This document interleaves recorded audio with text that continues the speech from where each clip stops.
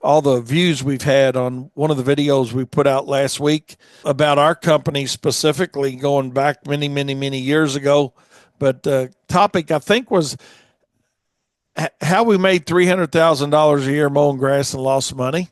And it's funny, we've got some really great content on it, as well as some very great comments on it.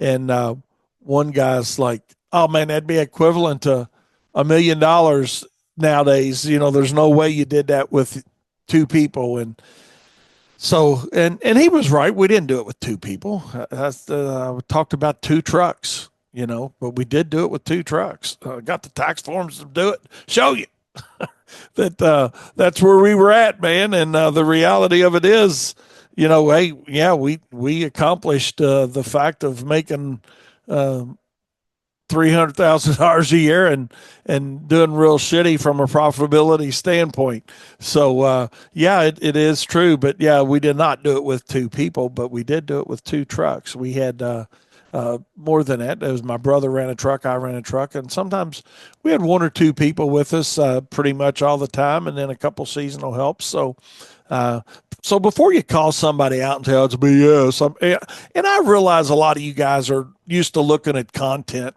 that is a lot of BS.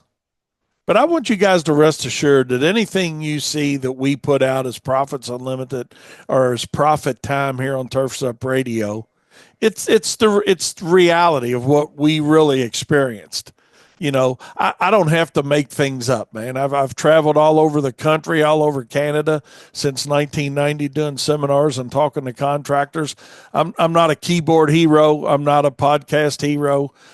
I just share real life experiences, and I think they're exciting enough not to have to lie about it. Now I realize a bunch of the guys out there, they've got 5, 6, 7 years or less, or some even more experience, that are heroes on podcast and that whole deal, and maybe telling a few stories. I don't know. I don't care what they do, but you can rest assured if I put it out there, it's stuff that actually happened to us at Wayne's Lawn Service, and or things that we've experienced over the course of 46 years of being in business.